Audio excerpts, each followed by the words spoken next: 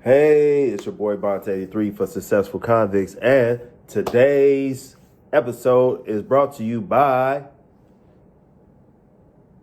successfulconvicts.com, of course. Check it out. The website is up, has a few stories on there for you to read, not prison stories, just successful stories about successful convicts.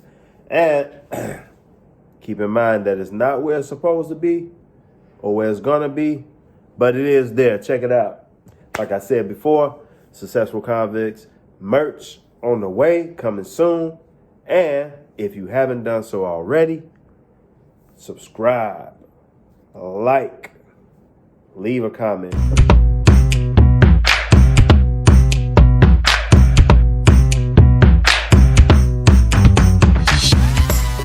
Hey, it's your boy Bont83 for Successful Convicts, and I'm back. And this day's segment is about making money in prison. How do people make money in prison? Is it cash money? Is it jobs? Well, if you was looking for a prison story, click up in the corner. Check that box for your prison stories. But no, everybody in federal prison is given a job. Stick around, I'm going to let you know ways to make money though. But excuse me, I'm trying to get over this cold. But everybody in the federal prison system is given a job when they first enter. You're given a job. Now you can go solicit for jobs. Like for instance, if you work in the kitchen, you can go holler at the people in the kitchen and try to get a job in there. If you want to work in rec, you can go talk to the rec people, try to get a job in there or whatever. But by the end of the week, maybe 2 weeks, depending on how busy they are, you will be given a job. And like I've said before in other videos, there was even when I first got to Sandstone FCI, there was this blind guy. And his job, he worked on the cleanup crew, like for the compound. And his job was to pick up cigarette butts. Did he actually pick up cigarette butts? I highly doubt it. But that was his job. Because like I said, everybody has a job and is given a job. So, ways to make money in prison. I'm not going to put these in any particular order, but these are ways that you can make money in prison. First off, well, the first one I wrote down, food. Now, it's two aspects of this.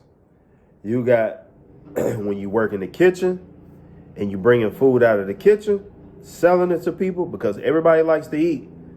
Or you got those people who work in the units and they might make burritos, they might make tacos, they might make sandwiches or whatever, and they have them for sale. And food, that goes, I'm about to say food and liquor, but in there is food and pop. You got your people that sell cold pops. You know, people who have cold pops on the cooler, and you can go to them and you can buy pops. Now, how do you pay for stuff in prison? Through basically bartering type of situation. So I know the compound I was on, it was macros, cans of macros. Macros was like $2.15. So they based every value on macros. I had braids, so the dude used to charge me to get my hair braided. He used to charge 2 macros and a pack of Black & Milds. 2 macros because the macros is just like the little cans, like almost like a can of sardines. And I was back when they had tobacco on the compound in the commissary. He would charge me a pack of Black & Milds and 2 macros.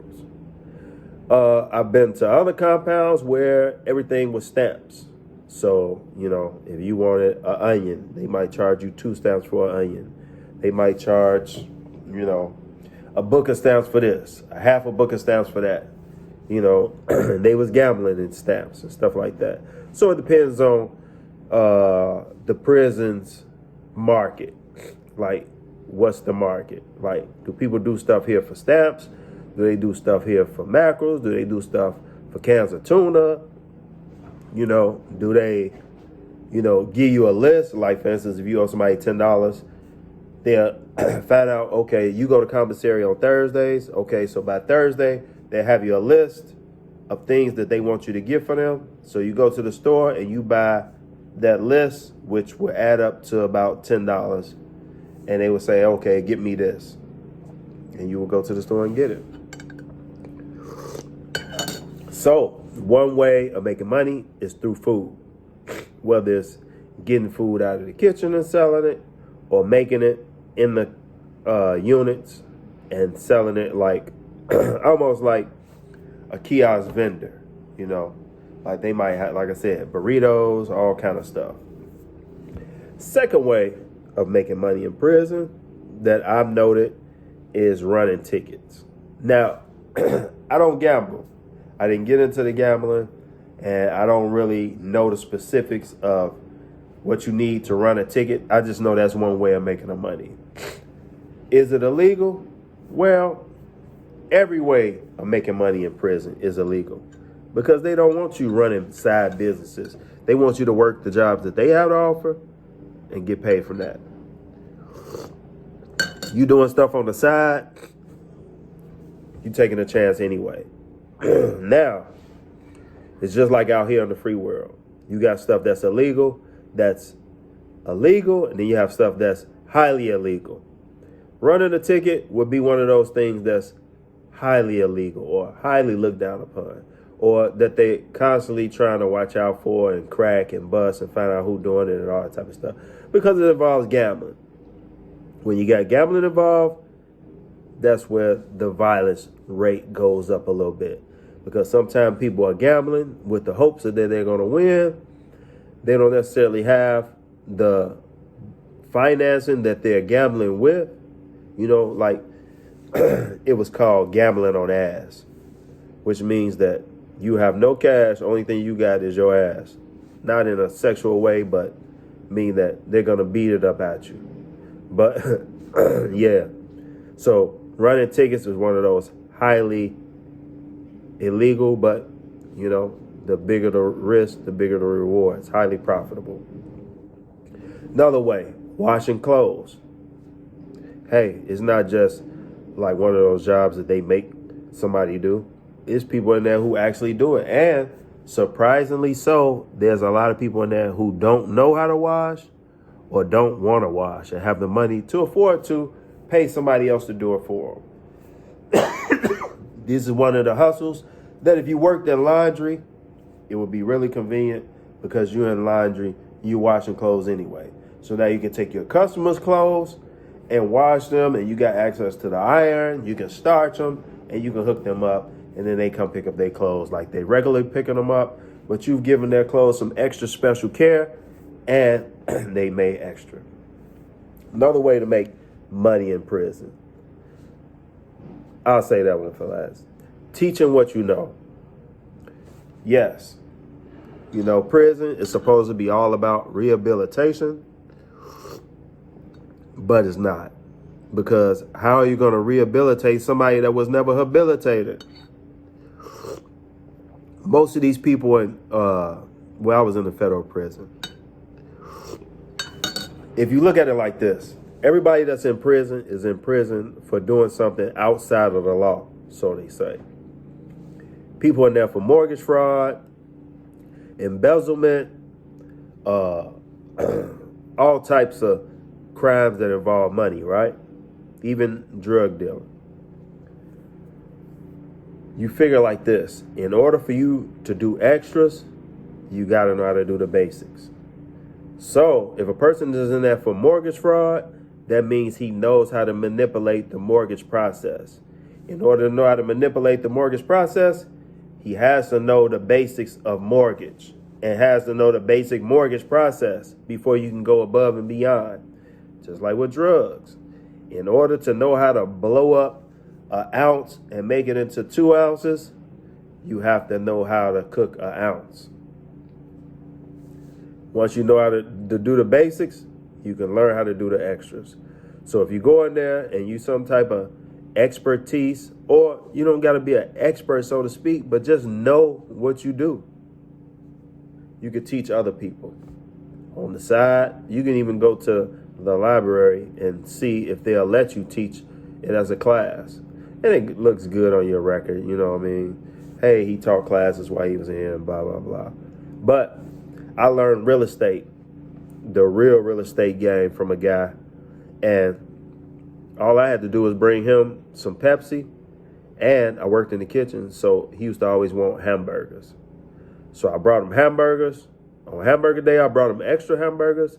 And sometimes days when we wasn't having hamburgers, I was able to make him a hamburger and bring it to him.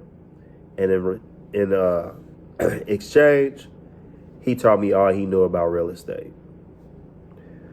Another thing, drawing, the arts. Man, I've seen some of the baddest artists in prison. I've seen this one guy, he used to draw with a pencil. And everything he drew was so lifelike. It was his drawings were so good that he was shipping them out to his family who lived in California, and they were putting them in art galleries, and they were selling them for like $1,500 a pop. I had another guy, he drew a picture of my kids for me. I think he charged me I paid him like $25, which, of course, $25 worth of commissary.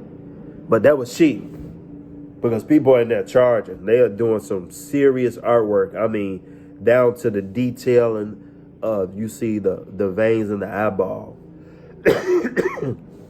It's some very, very good artists in there. Plus, that's a good place to go for logos. If you want to do a t-shirt, you go in there and you can do t-shirt designs and all that. Another prison hustle that goes along with drawing is tattooing. Tattooing is big in prison.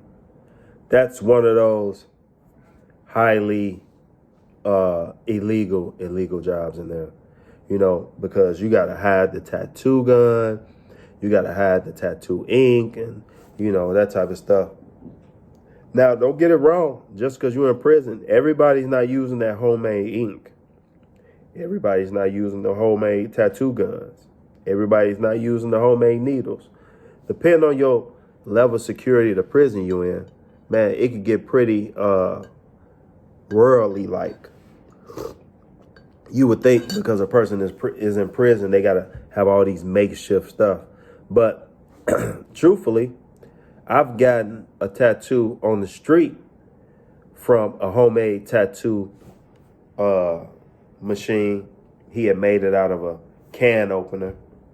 And for the needle, he used guitar string, which I've also got a prison tattoo with a makeshift tattoo gun, which was made out of the electric clippers. The electric clippers, the little shavers you get, where it has a rotary in it. And of course, that can be used to make the needle go up and down. And the tattoo needles in there specifically were guitar strings. Because you can get a guitar string from out of the music area off of the guitar, and the person could keep their guitar string for all their tattoos. So when you went back to go get a tattoo, you just give them your guitar string, your needle, and it's not like it's going to be infection and stuff like that. And very rarely, which might sound crazy, but very rarely do you hear about people catching infections from getting tattoos in prison. But you do hear about it on the streets. Cleaning shoes. Just like out here, people in there want clean shoes all the time. If you can get your little soap and water and your toothbrush and you can go to work and you can make old shoes look new, bam, you're in business. You're going to get customers because people want their shoes cleaned all the time. Barber. This is big because people constantly need haircuts. Whether you got black hair or the straight, like white people hair, it's pretty much those two. Because you got black barbers and you got white barbers. And then you got some barbers that know how to do both hairs. But from what I've seen, most people either know how to do one or the other.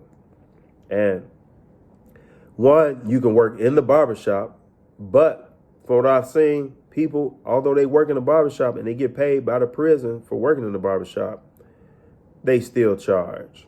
And trust me, if they're good, you want to pay them. Because anybody could technically work in the barbershop. It's just a job. But you want a person in there that works in there because they know what they're doing and they do a good job. As well as hair braiding too.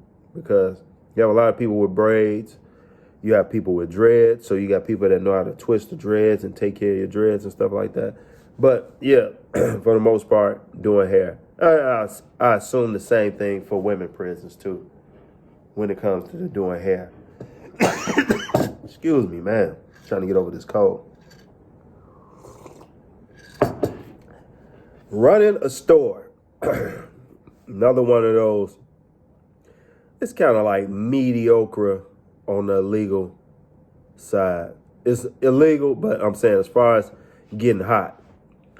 Going to the store, you know, you have a certain date you go to the store or a certain, time. You don't just, the store not just open every day for you to go. I mean, yeah, they have open. It's probably open 4, maybe 5 days a week, depending on the prison. But you have a certain day. Like, you're not going to go every day this week. But they do have sometimes, I guess if they have too much of something and they trying to get rid of it, they'll have an open house where you can come in and you can buy certain items. Or maybe sometimes they might do it where you can buy anything. But yeah, you got to wait for the open house. So running the store. Say, for instance, you run in the store and somebody wants 4 soups, 4 ramen noodle soups. They can't go to the store. Their money comes, not this week, but next week, and they need it. They come to you, and for what I've seen, most stores charge 1.5. That means that if an item costs $1, just for math purposes, an item costs $1, you owe them $1.50.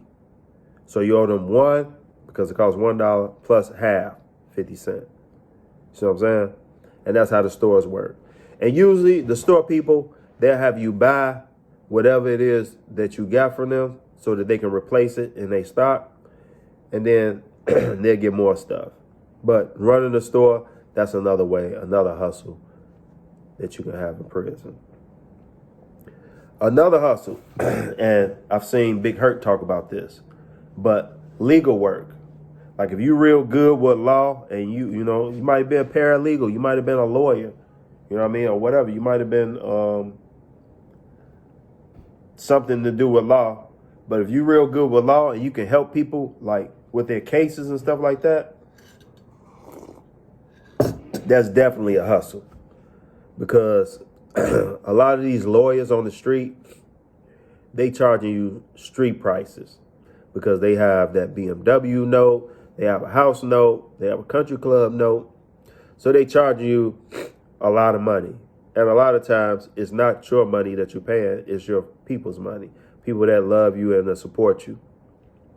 So if you have these legal beagles in there who got way more time, they're way more personal because, one, they're incarcerated, so they know the feeling of being incarcerated. So they put a little bit more heart into it.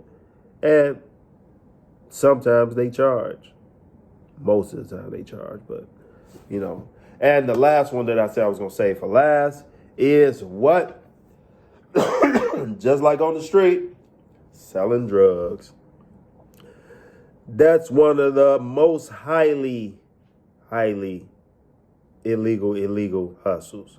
Like I said, any hustle in prison is technically illegal because they don't want you making money in prison because you're not supposed to even get money from other inmates. But when it comes to making money, probably selling drugs will be on the highly paid and highly risk. You know what I'm saying? But it's a hustle. I don't even want to get too much into that because Here at Successful Convicts, we thrive on success. We're not really thriving on selling drugs in prison. I mean, it's an option. I'd be lying if I didn't mention it and didn't say it wasn't an option, but it is an option. But the options are many. And, you know, you're taking a risk and you're already in prison. So imagine getting caught selling drugs in prison. Hey, you're already here. You're just going to be here longer. But yeah, so again, hit the subscribe button, hit the like button, and leave me a comment. And I'll see you later.